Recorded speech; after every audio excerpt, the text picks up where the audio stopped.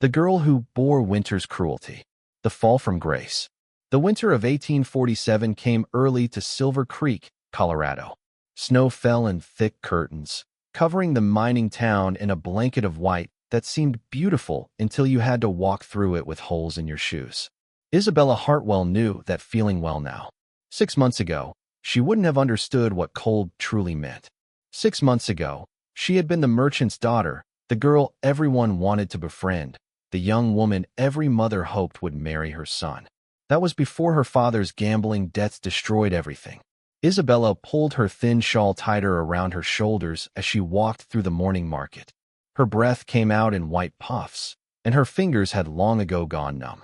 She carried a small basket with 3 eggs and a loaf of day-old bread. This was all her family could afford now. The Grand Hartwell house had been sold to pay debts. The servants had been let go. Her mother cried quietly every night in their tiny rented room above the seamstress shop. Her father had disappeared 3 weeks ago. Some said he ran away to California. Others whispered he'd drunk himself to death in a canyon somewhere. Isabella tried not to think about it. She had younger siblings to feed.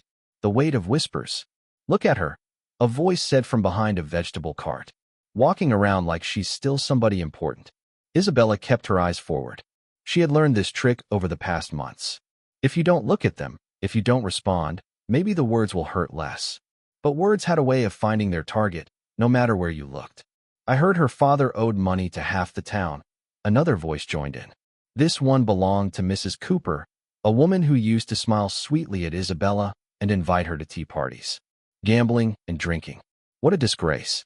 "The apple doesn't fall far from the tree," someone else added. "I saw her sister talking to that saloon worker last week. The whole family is going bad." Isabella's hands tightened on her basket. Her sister Emma was only 14 and had been asking the saloon cook for leftover food scraps. There was nothing wrong with that. There was nothing shameful about trying to survive. But in Silver Creek, poverty was treated like a disease, and the fallen wealthy were treated worst of all. She reached the bread seller, an old man named Mr. Fisher who had always been kind to her family. Even now, he gave her a small nod of respect. "1 loaf of yesterday's bread, please," Isabella said softly, placing her few coins on the counter. Mr. Fisher wrapped the bread carefully. "I added a little extra, Miss Isabella. Don't tell anyone." "Thank you," she whispered, feeling tears prick her eyes. Small kindnesses felt like treasures now. The cruelty of winter. As Isabella turned to leave the market, her foot caught on a patch of ice hidden under the snow. She stumbled, and her basket flew from her hands. The eggs crashed to the frozen ground, yellow yolks spreading across the white snow like small suns being destroyed. For a moment, Isabella just stood there, staring at the broken eggs. Those eggs were supposed to feed her family for 2 days. Her little brother hadn't eaten anything but bread in 3 days. Her mother was growing weaker by the week. And now this. Laughter erupted around her. "Clumsy, just like her father was with money," someone shouted. "Can't even walk properly anymore. Too weak from hunger, probably. Maybe she should ask the miners for charity. I'm sure some of them would help her. For a price." This comment came with crude laughter that made Isabella's cheeks burn with shame. She knelt in the snow, trying to salvage something, anything. Her hands shook as she picked up the broken eggshells, knowing it was useless but unable to stop herself. The cold seeped through her thin dress, through her skin, into her bones. Or maybe that cold came from somewhere deeper, from a place inside her that had been freezing slowly since her world fell apart. "Get up, girl," Mrs. Cooper said, standing over her with a look of disgust. "You're making a scene. Some of us are trying to do our shopping without stepping in your mess." Isabella looked up at the woman who used to serve her tea and cake. "I'm sorry," she said quietly. "I'll clean it up. You'll do more than that. Those eggs were near my cart. You've ruined the snow around my vegetables. How am I supposed to sell anything with this mess?" "I didn't mean." "You never mean anything, do you?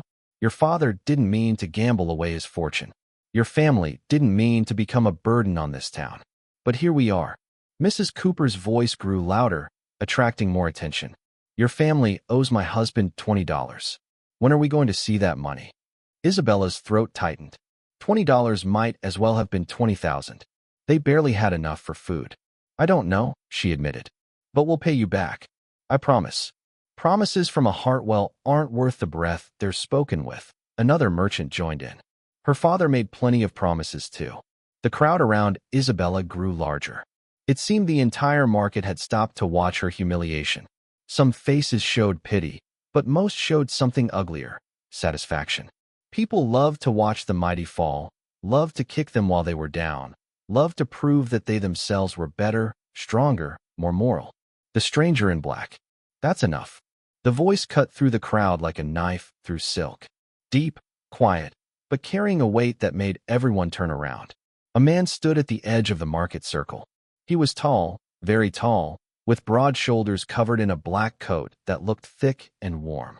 His hat was pulled low, shadowing his face, but Isabella could see a strong jaw covered in dark stubble. He carried himself with a stillness that made him seem dangerous, like a wolf watching a flock of sheep. Everything about him said stranger. Everything about him said outsider. Everything about him said do not cross. Who are you? Mrs. Cooper demanded, though her voice had lost some of its confident cruelty. The stranger didn't answer her. Instead, he walked forward, his boots crunching in the snow, until he stood beside Isabella. He reached down, and for a moment she flinched, expecting, she didn't know what. But his hand was gentle as he helped her to her feet. Are you hurt? He asked, his gray eyes meeting hers. Isabella shook her head, unable to find words. Up close, she could see his face more clearly. He was younger than she'd first thought, maybe 30 years old. His face was weathered by sun and wind, marked by a scar that ran from his left eyebrow to his cheekbone. But his eyes held something she hadn't seen in months: genuine concern for another human being. Good. He turned to face Mrs. Cooper and the gathered crowd. Now, someone want to explain why a whole market of adults is standing around mocking a girl who slipped on ice? This is none of your business, stranger, Mrs. Cooper said. This is a town matter. I'm making it my business. The stranger's voice remained quiet, but something in his tone made several people step back. What kind of town treats its own people like this? You don't understand, another merchant spoke up. Her family owes debts all over Silver Creek. Her father was a drunk and a gambler who ruined. I didn't ask about her father. The stranger's words were sharp. I'm looking at a young woman who fell in the snow and broke some eggs. And instead of helping her up, you all decided to have a party at her expense. He paused, letting his gaze sweep across the crowd. Where I come from, we call that cowardice. The silence that followed was thick and dangerous. Several men in the crowd shifted, hands moving toward weapons. Silver Creek was a rough mining town, and challenges were often settled with violence. Isabella found her voice. Please, don't. It's not worth it. I'm fine. I'll just go home. The stranger glanced at her, and something in his expression softened. You're not fine. You're cold and hungry, and these people are treating you like you're less than human. He reached into his coat and pulled out a leather pouch. The clink of coins was unmistakable. He turned back to Mrs. Cooper. You said her family owes you $20? Mrs. Cooper's eyes widened with greed. That's right. Here's 30. The extra 10 is for being quiet about it. He tossed the pouch to her, and she caught it with grasping hands. He moved through the crowd, asking who else was owed money by the Hartwell family. One by one, he paid them all. Isabella watched in shock as this stranger, this man she'd never met, spent what must have been hundreds of dollars clearing her family's debts. Why are you doing this? She finally asked when the crowd had dispersed, pockets full and mouths shut. The stranger looked at her for a long moment. Because I know what it's like to have the world decide you're not worth basic human decency. He picked up her basket and the bread that Mr. Fisher had given her. Where do you live? Above the seamstress shop. But you don't have to. I'm not asking for directions. I'm walking you home. These streets aren't safe for someone alone. The walk home. They walked in silence through the snowy streets. Isabella was intensely aware of the stranger beside her, of the way people stared as they passed. Whispers followed in their wake, speculation and gossip already spreading like wildfire. They're going to talk, she said quietly. Let them talk. You don't understand. In a town like this, reputation is everything. If they see me walking with a stranger, they'll say terrible things. He glanced at her with something that might have been amusement. What could they say about you that they weren't already saying in that market? Isabella had no answer for that. He was right. Her reputation was already destroyed. What did one more scandal matter? What's your name? She asked. Dakota Reed. The name struck her like a physical blow. Dakota Reed. She had heard that name before, whispered in fearful tones by miners and merchants. Dakota Reed, the outlaw. Dakota Reed, the man wanted by the law in 3 territories. Dakota Reed, who was said to have killed a dozen men and robbed twice as many banks. She stopped walking. You're an outlaw. Yes. He didn't seem ashamed or worried by this fact. Does that scare you? Isabella considered this. She should be terrified. She should be running away screaming. But this outlaw had shown her more kindness in 10 minutes than her entire town had shown in 6 months. This dangerous man had defended her when no one else would. No, she said honestly. It doesn't scare me. Something flickered in Dakota's eyes. Surprise, perhaps. Or respect. That's either very brave or very foolish. Maybe both. Isabella started walking again, and he fell into step beside her. Why are you in Silver Creek? Isn't it dangerous for you? Very dangerous. There's a marshal in this territory who would love to see me hang. Dakota's voice was matter-of-fact, as if he were discussing the weather. But I had business here. What kind of business? The kind that's better left unasked about. They had reached the seamstress shop. Dakota handed her the basket. Go inside. Get warm. Isabella took the basket, but didn't move toward the door. Questions burned in her mind. Why had he helped her? What did he want? Why would an outlaw risk capture to pay a stranger's debts? Will I see you again? She asked, then immediately felt foolish. Why would a man like him want anything to do with her? But Dakota didn't laugh. Instead, he looked at her with an intensity that made her breath catch. That depends. On what? On whether you'd want to. He tilted his hat to her, a gesture that seemed strangely old-fashioned and courteous coming from an outlaw. Take care of yourself, Isabella Hartwell. He walked away, disappearing into the falling snow like a ghost. Isabella stood there for a long moment, watching the spot where he'd vanished, feeling like something fundamental had shifted in her world. She didn't know it yet, but Dakota Reed had just changed her life forever. The proposal. 3 days passed. 3 days of whispers following Isabella wherever she went. 3 days of her mother asking worried questions about the stranger who had paid their debts. 3 days of Isabella replaying every moment of their encounter in her mind. On the 4th day, Dakota Reed came back. Isabella was hanging laundry behind the seamstress shop when she saw him standing at the edge of the alley. He looked different in daylight, less like a dangerous shadow and more like a man. A hard man, certainly, with eyes that had seen too much violence. But still just a man. We need to talk, he said without preamble. Isabella glanced around nervously. If anyone saw her talking to him again, the gossip would become unbearable. Here. Somewhere private. The old church at the edge of town. 1 hour. He turned to leave, then paused. Come alone. And don't tell anyone. Before she could respond, he was gone. Isabella spent the next hour in an agony of indecision. This was foolish. This was dangerous. Meeting an outlaw in secret was the kind of thing that ruined women forever. But something in his voice, something in his eyes, told her this was important. She made her decision. The old church had been abandoned for years, its congregation having moved to a larger building closer to the town center. It sat alone on a hill, its white paint peeling, its door hanging crooked on rusty hinges. Isabella pushed the door open and found Dakota waiting inside. You came, he said. He sounded surprised. You asked me to. Isabella stepped inside, leaving the door slightly open. Even now, even trusting him as much as she did, she wasn't foolish enough to trap herself in a room with no escape. Dakota noticed this and nodded slightly, as if approving her caution. Smart girl. What do you want, Mr. Reed? I have a proposition for you.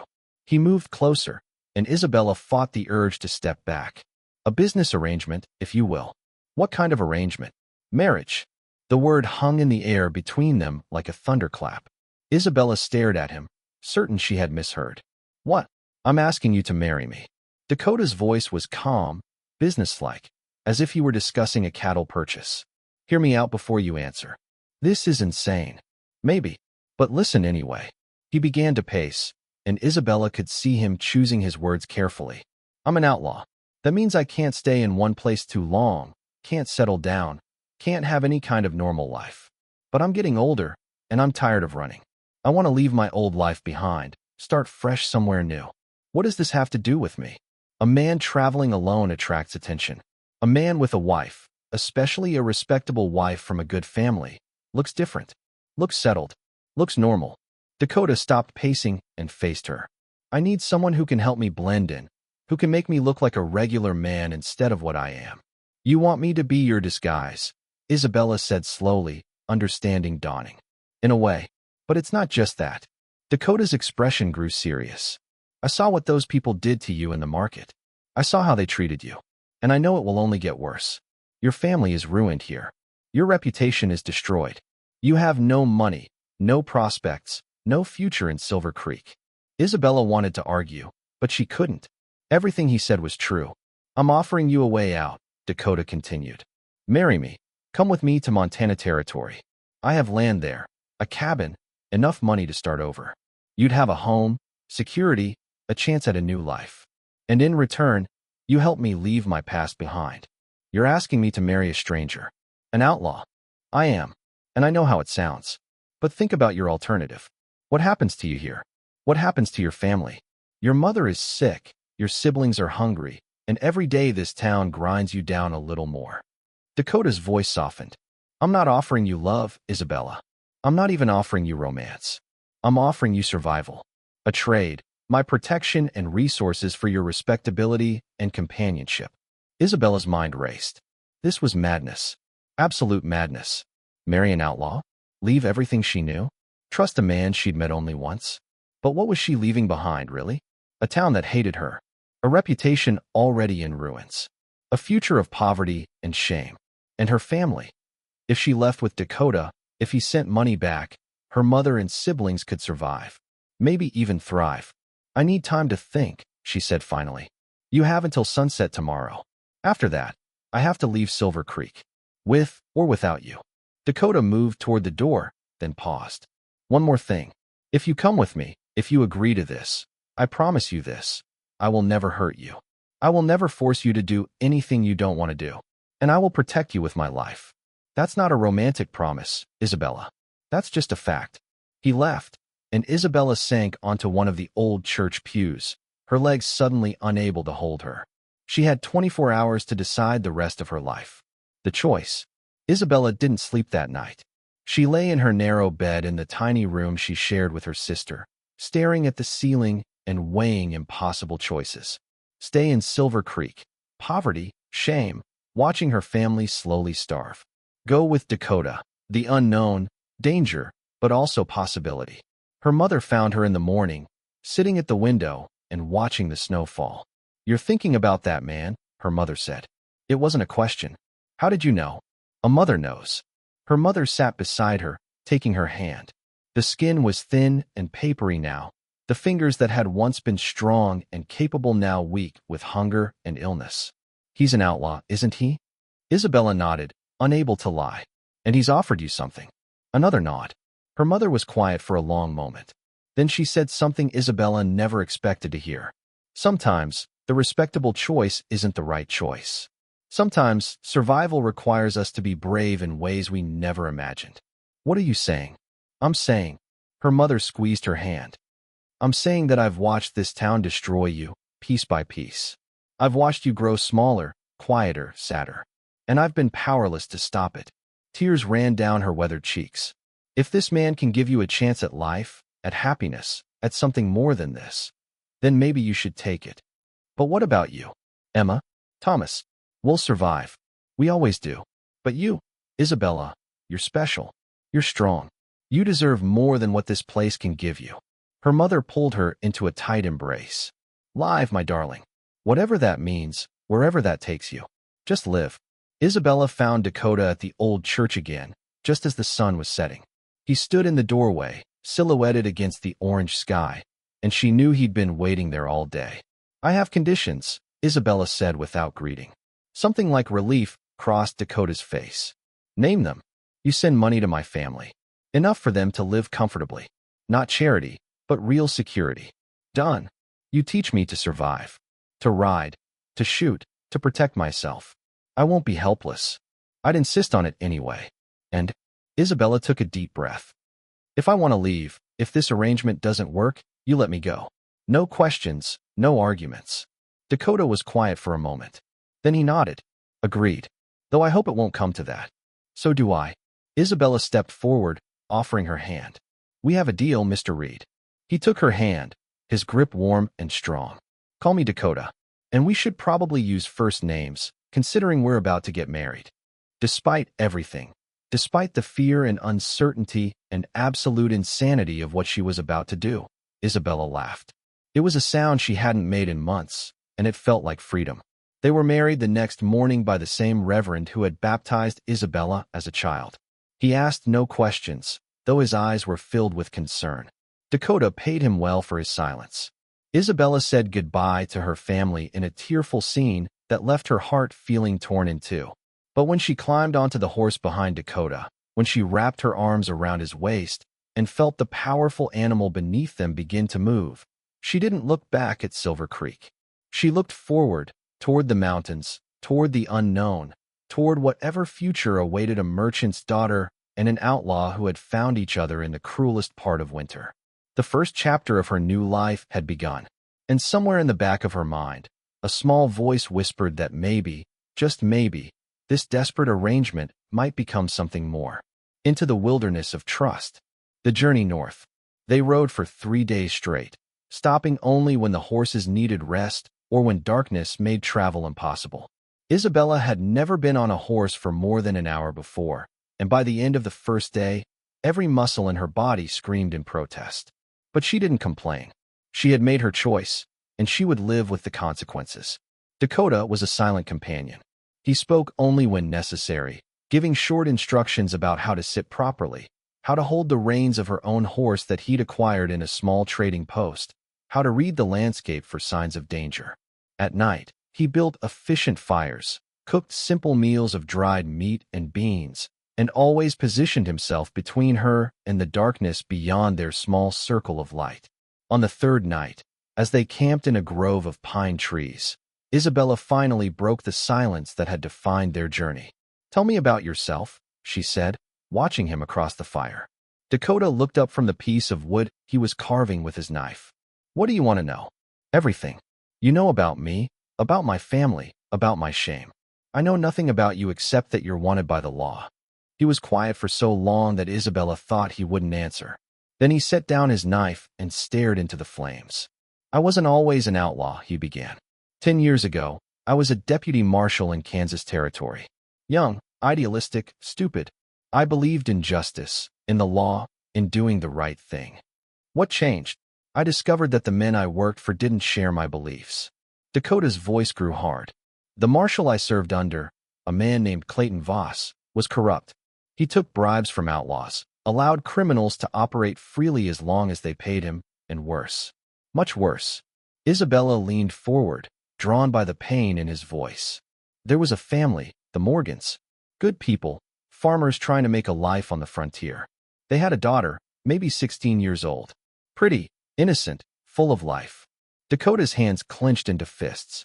Some of Voss's protected criminals decided they wanted the Morgan land. When the family refused to sell, these men, they attacked, burned the farm, killed the father and son, and the daughter. He couldn't finish the sentence, but Isabella understood. The horror of it sat heavy in the air between them. "I tried to arrest them," Dakota continued. "I had evidence, witnesses, everything needed for justice. But Voss buried it all. He said the Morgans had been killed by wandering Indians. Case closed. The real murderers walked free, laughing about what they'd done. What did you do?" "I did what justice required. I tracked down those men, all 4 of them, and I made sure they faced consequences for their actions." Dakota's eyes met hers across the fire. "I killed them, Isabella. One by one. And then I went after Voss himself." Isabella should have been horrified.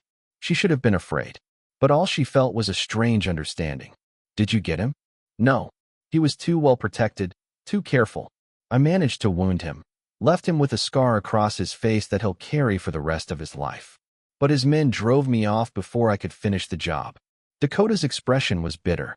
"Voss branded me an outlaw, a mad killer. He put a price on my head and sent men after me. I've been running ever since." "Is he still looking for you?" "Always. Clayton Voss doesn't forgive, and he doesn't forget. If he knew I was in this territory, He'd come with everything he had. Dakota picked up his knife again, turning it over in his hands. That's why we need to reach Montana quickly. I have friends there, people who know the truth.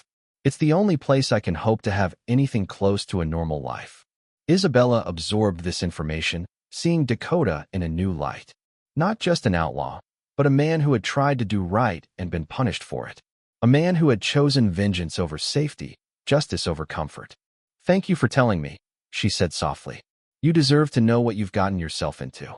If anyone connects you to me, if Voss or his men find us, you'll be in danger too. I understand. Dakota studied her face. You're not afraid. I am, Isabella admitted. But I'm more afraid of going back to what I was. At least here, with you, I'm moving forward. Even if it's toward danger, at least it's movement. Something shifted in Dakota's expression, a softening that made him look younger, more vulnerable. You're stronger than you think, Isabella. Maybe. Or maybe I'm just desperate enough to be brave. Sometimes that's the same thing. Learning to survive. As they pushed deeper into the wilderness, Dakota began to teach Isabella the skills she would need to survive. Each morning before they broke camp, he showed her something new. How to read tracks in the dirt and snow. How to tell which plants were safe to eat and which would kill you. How to build a fire in the rain. How to find water in dry country. How to move quietly through the forest without disturbing the wildlife. And most importantly, how to shoot. A gun is a tool, Dakota said on the 5th day of their journey, handing her his revolver. Respect it, don't fear it. It might save your life someday. Isabella held the weapon awkwardly, surprised by its weight. I've never even touched a gun before. Then it's time you learned. He positioned himself behind her, his hands guiding hers into the proper grip. Isabella was intensely aware of his closeness, of the solid warmth of his chest against her back, of his breath stirring her hair. See that dead tree there, with the broken branch? That's your target. He showed her how to aim, how to breathe, how to squeeze the trigger rather than pull it. The first shot went wild, the recoil nearly knocking her off her feet. But Dakota steadied her, patient and calm, and told her to try again. By the end of the hour, Isabella had managed to hit the tree twice. It wasn't much, but it was a start. Good, Dakota said, and the single word of praise warmed her more than it should have. We'll practice every day until you can hit what you're aiming at. Over the following days, Isabella discovered she had a natural talent for survival skills.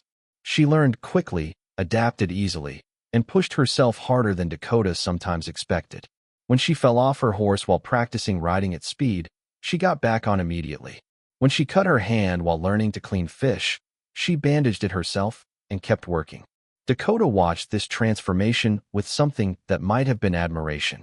The soft, broken girl from Silver Creek was becoming someone else. Someone stronger. One evening, as they made camp near a rushing river, Dakota suddenly held up his hand in a gesture of silence. Isabella froze, her hand instinctively moving to the knife he'd given her to carry. What is it? She whispered. Riders. Coming from the south. Dakota's eyes scanned the darkening forest. 3, maybe 4 men. Moving fast. Could they be looking for us?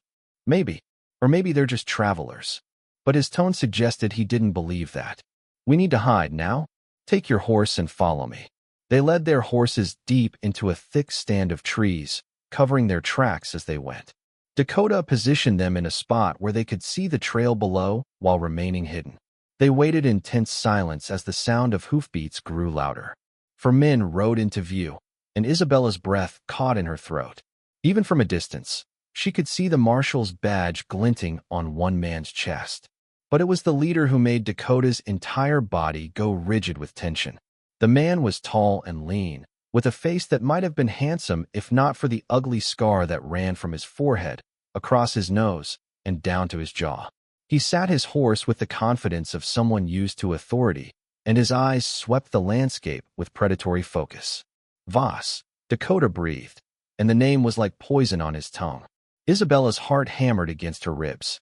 This was the corrupt marshal, the man who had destroyed Dakota's life and was still hunting him. And he was less than 50 yards away. He's tracking us, Dakota whispered. Someone must have reported seeing us together, described me. Damn it. The men stopped almost directly below their hiding place. Voss dismounted and examined the ground, his scarred face twisted in concentration. Trail's fresh, Voss said, his voice carrying clearly in the still air. Can't be more than a few hours ahead. Dakota Reed and whatever fool woman he's convinced to help him. Why bother with the girl? One of his deputies asked. She's nothing, just a merchant's daughter. Voss's laugh was cruel. She's leverage. Reed has gone soft, helping people, paying off debts. That's not the stone-cold killer I remember. He cares about this girl, which means she's useful to us. What do you want to do with her when we catch them? Whatever it takes to make Reed suffer before he dies. Voss remounted his horse. We'll camp here tonight. Pick up the trail at first light. Reed can't be far. The men began setting up camp, and Dakota carefully motioned for Isabella to follow him deeper into the forest. They moved in absolute silence, leading their horses through the darkness until they were at least a mile from Voss's camp. We can't stop, Dakota said quietly. We ride through the night. If we're lucky, we can put enough distance between us and them before dawn. Can we outrun them? For a while? But Voss is a good tracker, and he has fresh horses. Eventually, Dakota didn't finish the sentence. He didn't need to. They rode through the cold darkness, pushing their horses as hard as they dared. Isabella was exhausted, every bone in her body aching, but she didn't complain. Fear was a powerful motivator, and the memory of Voss's scarred face and cruel voice kept her moving forward. As dawn broke over the mountains, painting the sky in shades of pink and gold, Dakota finally allowed them to stop in a small canyon protected on 3 sides by steep rock walls. We'll rest here for a few hours, he said, helping Isabella down from her horse. Her legs nearly buckled, but his strong hands steadied her. I'm sorry, Isabella. I knew this was a possibility, but I hoped we'd have more time before Voss picked up our trail. It's not your fault. Isabella leaned against the canyon wall, trying to catch her breath. What do we do now? Dakota was quiet for a moment, his jaw working as he thought. We have 2 choices. We can keep running, hope we make it to Montana before they catch us. Or what? Or we turn and fight. Isabella stared at him. Fight. There are 4 of them, and they're trained lawmen. Corrupt lawmen, Dakota corrected. And yes, the odds aren't good. But if we keep running, eventually our horses will give out, or we'll make a mistake, or they'll get lucky. At least if we choose the ground, if we set a trap, we have a chance. A chance to do what? Kill them all. If necessary. Dakota's eyes were hard. I didn't want this, Isabella. I wanted to leave this life behind, start fresh. But Voss won't stop. He'll hunt me until one of us is dead. And if he catches us running, he'll kill you just to hurt me before he finishes me off. Isabella felt cold despite the morning sun. This was the reality of the life she'd chosen. Not adventure or romance, but survival at its most brutal. What would you need me to do? She asked. Dakota looked at her with surprise. You'd help? You're my husband. Whatever that means, whatever this arrangement is, I made a commitment. And besides, Isabella straightened, drawing on reserves of courage she didn't know she had. Voss talked about me like I was nothing, just leverage to use against you. I'm tired of people treating me like I don't matter. A slow smile spread across Dakota's face, the first real smile Isabella had seen from him. It transformed his features, made him look younger and more alive. You really are something special, aren't you? I'm just tired of being afraid. Isabella met his eyes. So teach me. What's your plan? The trap. They spent the day preparing. Dakota knew these mountains, had traveled them many times over the years, and he used that knowledge to design a trap that would give them every possible advantage. The canyon they'd stopped in had only one easy entrance, a narrow gap between 2 massive boulders. Dakota positioned rocks and logs to create obstacles that would slow down horses but could be bypassed on foot. He showed Isabella where to hide, gave her his second revolver, and made her practice drawing and aiming until the movement became automatic. When they come through that gap, they'll be bunched together, moving slow, Dakota explained, sketching the plan in the dirt. I'll be up on that ledge with my rifle. I'll take out at least 1, maybe 2, before they know what's happening. When they scatter for cover, that's when you shoot. Don't try to be a hero, just keep them pinned down while I reposition. What if something goes wrong? Then you run. There's a trail behind you that leads deeper into the canyon. Follow it for half a mile, you'll find a small cave. Hide there until it's safe, then take my horse and ride north. Don't look back, don't wait for me. Just survive. Isabella wanted to argue, but she saw the determination in his face. This wasn't a request. It was an order born from concern for her safety. As the sun began to set, Dakota squeezed her shoulder. You don't have to do this. Even now, you could ride away, tell Voss you were my prisoner, that I forced you. He might believe it, might let you go. No. Isabella's voice was firm. I'm done running from who I am. If this is who I've become, someone who fights instead of cowering, then I'll fight. Then God help us both. They waited as darkness fell. Dakota had built a small fire in the center of the canyon, making it look like they were camping for the night. It was bait, and they both knew Voss would take it. The attack came 2 hours after sunset. Isabella heard them before she saw them. The careful sound of boots on stone, the whispered commands, the metallic click of guns being cocked. She pressed herself against the rock wall of her hiding place, her heart hammering so loud she was certain the men would hear it.